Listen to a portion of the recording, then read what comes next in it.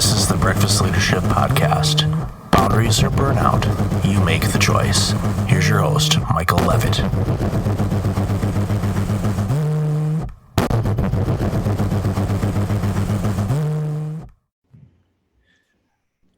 Welcome back to the Breakfast Leadership Podcast. It's Michael here, and I've got Jennifer Rock and Michael Voss on the line. How are you two doing? We're doing great, thanks. Thanks so much for having us. Glad to have you here. You're both part of Rock.Voss Communications and combined 45 years of experience in PR, journalism, marketing, communications. I guess you guys couldn't decide what you wanted to work on, so you just did a bunch of awesome things together. It sounds like from your various experience. Yeah, we are storytellers at heart in all the forms that takes in corporate America. So, we kind of considered ourselves corporate journalists for a long time. And, that included speech writing for the C-suite down to managing and filling up those vehicles for an employee audience in corporations. Yeah, I'm glad you mentioned the corporate space because, and this is something that I've seen, and I'm sure you have too, since the last economic recession of 2008 and 2009, corporations have had to adapt to their communication style, both internally and externally. And I guess what are some of the things that you're seeing corporations do now that's working well, and maybe what are some things that you're seeing a lot of corporations kind of fail at when it comes to communications, both internally and externally? Sure, I'll take that one. Yeah, you're absolutely right, Michael, in that the lines have definitely blurred between what's internal and what's external. And I'll start with what companies actually do poorly. And I think what they do poorly is often sending the exact same message to the employees that they do to the outside world, or vice versa. And as an example, I would say if they issue a press release, that they just send the press release to employees and say, well, we're being consistent. It's the same thing we're telling our external audiences and we're telling our internal audiences. When really, yes, the consistency is critical, but what you want to do is tailor that message especially to your internal audiences, because a press release or a conference call with investors, whatever it might be, is intentionally designed to present a sunny side of the company. And your employees will always see what's really going on. And I'm not saying that you change it entirely what you say to your employees, but you acknowledge the challenges. You acknowledge who has worked hard and overcome and helped to deliver the performance that you're touting outside. And you make sure you really talk to employees as if you're talking to them and not treating them as if they're just another box that you're checking in a group of people that you need to inform. Yeah, I see that happen a lot where, here's the press release we sent out, but there isn't that. This is what it means for us in the organization, and an explanation as to why an organization is taking a particular stance or going in a direction that they're choosing to go to.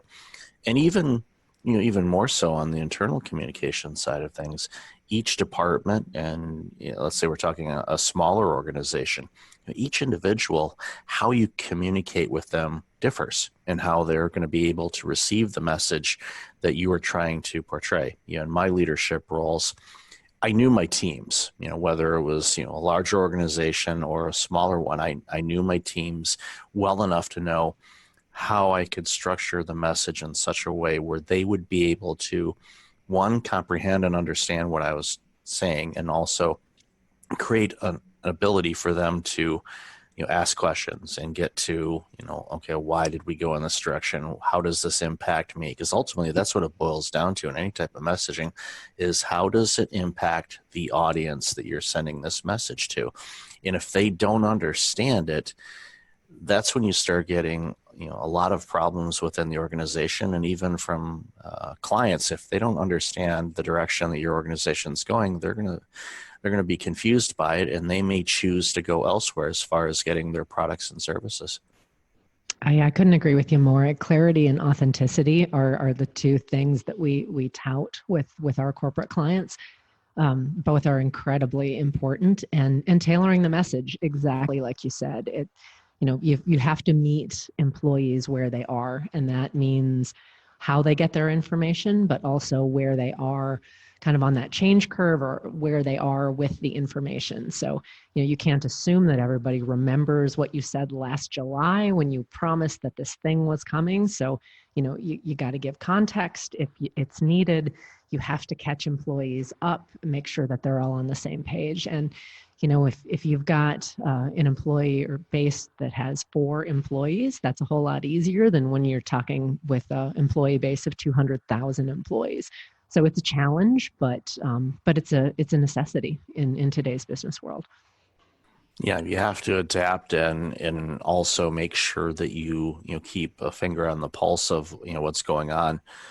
And we've seen organizations, especially with the advent of social media, where if you have a disgruntled client or customer or a disgruntled employee, they can wreak havoc and keep your PR people up at night because of something that someone could tweet or put out on Instagram or something else.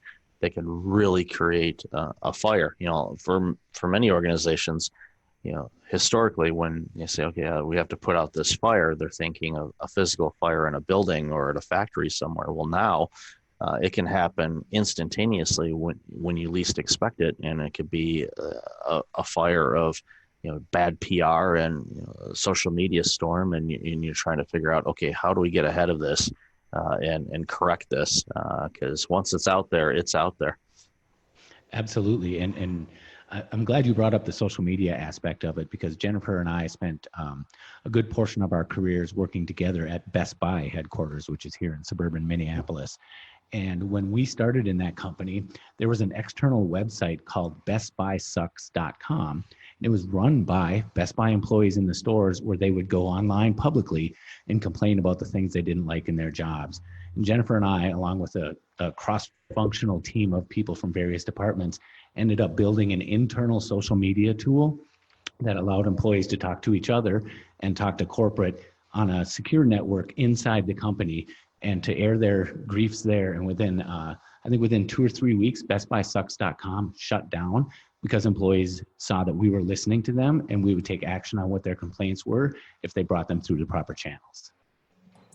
That's a great example of an organization that was pretty large, quite frankly, adapting to what their teams needed, and created a way to correct it and get buy-in. It's like, yeah, we're listening. Okay, let's address this. Let's address the hours or whatever else they were complaining about. I don't ever recall going to that website. Of course, I didn't work for Best Buy, but Best Buy has definitely gotten a ton of my money over the years. But it's a situation where that's a great example of an organization being in tune with what's actually being said, because I think a lot of organizations are either unaware of what's happening with their teams and what they're saying, or they don't care. And I say that, kind of cautiously, but I have seen that with organizations where they're acting as if we don't care what the employees are saying. We're going to put this product out and we're going to do it this way, and that's how it's going to be. And what ends up happening is there's problems with that product launch or that service or whatever the case may be. And then, of course, it impacts the customer, impacts the revenue, the bottom line. Organization starts to struggle, and then you start running into some problems. And we see that. We're seeing, especially in the retail space, right after Christmas time, we kind of look at the newspaper and going, okay, who's closing? And that's been the recent situation over the past few years. It's like, okay, who's going to shut down next? And which is unfortunate, because I know a lot of organizations could prevent that. And to pick on Best Buy for a second, I know and you guys probably remember this. One of the running jokes that I would see about Best Buy is it was kind of the unofficial Amazon showroom, where Right. people would go into Best Buy and they would play around with the stuff, and then they'd go home and order it on Amazon. Well, Best Buy shifted things, and now people go into Best Buy and they walk out of the store with something they buy, because they can take it home now. The experience has changed. The Best Buy by my place is constantly packed, and they're doing something right, and that's just a case where they were paying attention to what customers wanted and the staff wanted and adjusted accordingly, and now they're doing quite well. Yeah, and of course, yeah, they're doing amazingly, as do companies that listen to their frontline employees. Because if you want to know what your customers want, I mean, who better to talk to? I mean, of course, you can go out and talk to your customers, but you've got that in-house expertise of those people who are talking to customers every day, and it's not just about opening up the lines of communication to hear those employees complain. It's also getting their ideas, and who better to equip you with your next wave of growth or your next innovation than the employees who are having to deal with the customers every single day. So yeah, we are huge proponents of opening up the lines of communication between the front lines and the C-suite. And a lot of times, like you said, sometimes there are companies that don't care. I'll admit that. And a lot of times it's fear. It's fear that if I open those lines of communications and ask employees what they think, that they're going to tell me, and that's scary. They're going to say, I think we're failing in these areas, or I think you could improve in these areas. But much better to hear it directly from the employees to people who can do something about it than to have them out on Twitter, screaming into the void where your customers are hearing it. It reminds me of the story about Alan Mulally when he took over Ford Motor Company, and it was in all of the meetings, and you'd get all the reports and everything was looking good, and everybody on the planet knew that no, things aren't good. And finally, he encouraged somebody, and someone was brave enough to submit that spreadsheet that had some red in it of some performance problems, and he stood up and applauded that someone was actually honest. And of course, the next week, everybody showed up with the sea of red, but it gave them, the picture of, okay, this is what's actually happening here.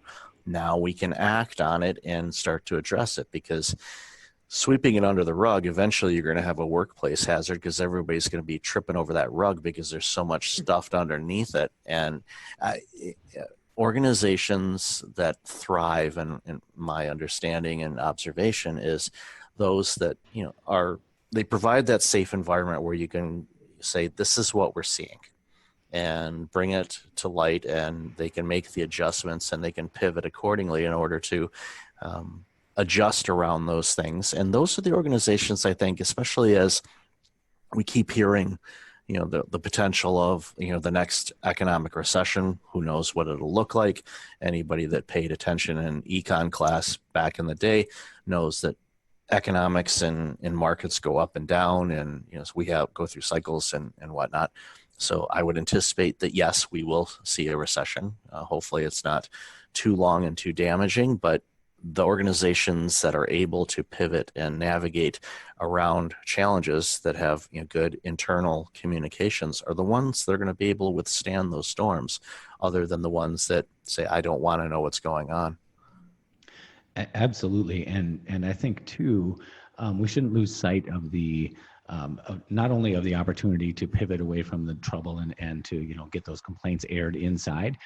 Every organization talks about innovation these days, and what better way to spur and drive innovation in your organization than to allow employees to collaborate. And for us at Best Buy, that was the business case for our internal social media. It really wasn't about taking those complaints inside. It was about what's going to happen when we allow 180,000 employees on the front lines talk to one another, talk about how they're driving sales in their stores, how they're serving customers in unique ways.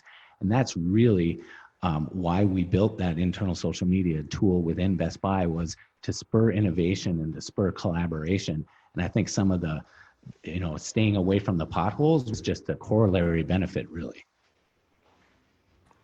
I see it a lot with organizations, and you say, you're talking with other stores and getting some insights as to what's going on. I worked quite a long time in the not-for-profit sector, and it was extremely siloed. Even though we weren't necessarily in competition with each other, we were all vying for a limited amount of government funding and funding from other agencies and whatnot. So I found it quite often that these organizations weren't overly willing to share their triumphs, what's working for them, what vendors they're using, because they were afraid that they could lose position where they were within the grand scheme of things. And I'm sure you've seen that in departments and organizations as well, where some teams just, they don't want to share what they're doing because they're afraid it might be used against them, or they could lose leverage in whatever pecking mechanism they think is going on in the organization. Yeah, no, of course we've seen that. We've seen that in a number of companies that we've worked for and with. So many companies have very robust internal competition, and sometimes that can be amazing, and it pushes teams to achieve more than they thought they would when they're being spurred by another department. And sometimes it creates the silos that everybody tries to break down when it ends up harming innovation and harming communication. So certainly a balance there with the sharing. We were fortunate in our Best Buy years, the 12 years that Mike and I worked together there, that there was a quite open environment. And in fact, we would do I think it was quarterly. It was an open kind of lunch and learn thing called the Failure Forum. And it was an opportunity for teams to stand up and talk about what failed, what they tried, the innovation that didn't work, the thing that didn't resonate with customers, the policy that fell flat on its face the minute they rolled it out. And that was very brave. It was brave for teams to get up and talk about what didn't work. Everyone wants to talk about what does, but no one wants to stand up and say, man, that was a really resounding failure. But the benefit of that, I mean, if you can foster that kind of honesty and trust in your organization, is that departments learn from each other, and teams can, not follow in the footsteps of the failure that someone else, who came before them. So that might be an extreme, but if you're talking trust and honesty and authenticity in an organization, that's definitely it's a goal to shoot for. Absolutely. Next up, I want to chat about your new book, Operation Clusterpuck. This is an interesting title, and I know in the pre-show notes I was saying I really hope I pronounced that last name correctly, but so I don't have to slap an E next to the rating of this show. But so far, so good. I'm 1 for 1. So tell us about the book. What inspired you to write it, and what's it about? Sure. So Operation Clusterpuck with a P is the second book in the BS Incorporated series. So it's a sequel to the original book, which was called BS Incorporated. And in the books, we take you behind the scenes of a giant Midwestern company that has grown too big, too fast, and is spiraling out of control. And your tour guides for this story are a group of quirky but bright middle managers who are just trying to get through the day, fighting through the bureaucracy and the consultants and the jargon that they have to wade through every day just to try and make sense of their jobs. And eventually, they realize that they might be the only ones that can save this giant, dumb but beloved company from itself. And so they end up banding together to figure out how to save all the jobs and to keep this iconic Midwestern company going. And really, it was Jennifer and I decided to write it because it was based loosely on our experiences at Best Buy and at other companies. We brainstormed over happy hour on a patio one day, and turned out that we both unknowingly had shared the dream of writing a book. And we said, you know what? Everybody said they should write a book. Why not us? So we did it. Yeah, it's funny that you mentioned BS Incorporated, because I literally turned around in my office and grabbed it off my bookshelf. So I own this book, and I was like, my brain kind of went, wait a minute, I've got that book. So so it's a great book, and and obviously Operation Clusterpuck continues that journey, and it's funny when going through it. It's one of those books that when you're reading it, you start nodding and going, yes, yep, I know that. Oh, yeah, I remember that situation. And that's, I think, one of the things that we see, even though we have so many diverse organizations across the planet, there's a lot of similarities of things that are going on. It's human nature, I think, is a big component of it, but it's also how things are structured and how things are done, that it creates these situations where, unless there's focus on making it more efficient and better for an organization, that it naturally just kind of gravitates to the behaviors that we see in many organizations. And it can make some operations, the good ones, shine because they are intentional in focusing on addressing these things. But the ones that are, and quite frankly, on autopilot, those are the ones that continually have problems, and they scratch their head and they wonder why. Yeah, I couldn't agree with you more. And, you hit the nail on the head of the, kind of nodding while you're reading the book, because we really wanted to go after some of those universal experiences that people find in the workplace. And, we talk to people from New Zealand to Barcelona to, Toronto to LA, who say, I thought you crawled inside my company and wrote, this chapter about that team I once worked for. And that's really what we were shooting for is, you read the books and it's fiction. It's a novel. There are characters, there are plots, there's a little romance, there's intrigue, there's humor, a lot of humor. And what we really wanted was, not the dry nonfiction book, although there's some wonderful ones out there. We wanted to show a story that maybe you draw a couple lessons from, but also you just laugh and you cringe a little and you say, oh, I've been through that experience, or I worked with that person and thank goodness I did. Or, you read through a situation and you think, oh, I thought I was the only one. And we just wanted to show, no matter where you work, what size of company, whether it's a government organization or an academic institution or a big, dumb but well-meaning Midwestern company, that you're not alone. Yeah, it's amazing book, and I laughed quite a bit through it and highlighted it and like, oh yeah, I remember that. And you would message a buddy of mine that we used to work at.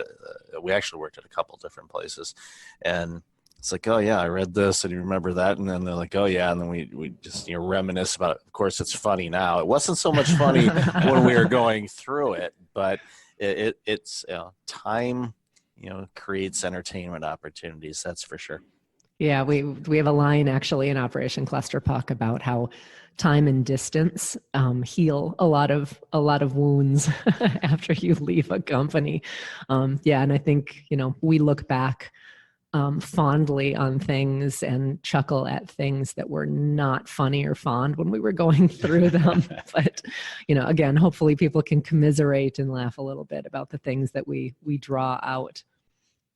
Yeah, no, I trust that, people will definitely enjoy this one as much as they did with BS Incorporated, because it's, again, we're all going through similar things, and understanding that and knowing that we're not the only ones that face these kind of entertaining or maybe not so entertaining challenges, that there's a way through it and there's a way to go about it. And, communication always seems to be at the root of all. If we get the communication right, it makes such a huge difference in pretty much every aspect of our life. Yeah, we certainly think so. And thank you so much for the kind words about the books. We love hearing it. And again, our heroes in the books are communications professionals by design, because we agree with you. We think it is really, really important to keep those lines of communication open and to be clear and articulate and transparent. Well, and I'll just add that you'll also see in the books that, we of course are communication professionals and we tout great communication, but sometimes we're the worst at it. We forget to communicate with each other. We forget to communicate with our own teams. And so there's humor in that as well, that sometimes communications people are sometimes the worst at communicating, both professionally and personally. And I've seen that in other industries too. I pick on my auto mechanic His car is just, a piece of garbage, but he fixes he fixes mine up nice when it needs work. So it's like, he's like, do you think I want to work on my own car? And I'm like, yeah, I get it. I understand that. That's funny. What's that old saying? The physician heal thyself. Exactly. Pretty thing. much. So enjoyed our conversation today. Where can people find out more about you and the book and everything else you've done? Sure. So the easiest way is to go to our book website, which is rockandvossbooks.com. And from there, you can find all of our links to social media and directly, find our links to buy the books, which we're on Amazon and Barnes and Noble and all good places that fine books are sold. And if any of your listeners have any stories of their own, shall we say, absurdities that happen in the workplace or funny things, goodness, we'd love to hear from you. There will probably be more books in the offing here. And, we've never run out of stories. As long as people work in workplaces, we will always find funny things and good things to talk about. Oh, absolutely. And I'll definitely have all that information in the show notes and encourage people to reach out and share some of their stories because, I agree. There's never a dull moment when it comes to this thing we like calling work. So awesome. Well, appreciate both of you and the awesome work you're doing. Thank you so much for being on the show. Thanks for having us. It was a pleasure. Thanks. Likewise. Hey, it's Michael again. Thank you for listening to the podcast. I really appreciate it. If you're like many people, you're dealing with some significant stress and possibly approaching burnout. I know how you feel. In 2009, my burnout led to a year of worst-case scenarios. I do not want that to happen to you. If you go to breakfastleadership.com, you can register for a free webinar on burnout prevention, as well as get a free checklist to have successful mornings. Start off each day the right way. Again, that's at breakfastleadership.com. Also, since you are a loyal podcast listener, I'm asking you to like, rate, and review my podcast on iTunes. I look at all the reviews and appreciate your comments, and it helps other potential listeners discover the content I have on the show. I appreciate you, and thanks again for listening.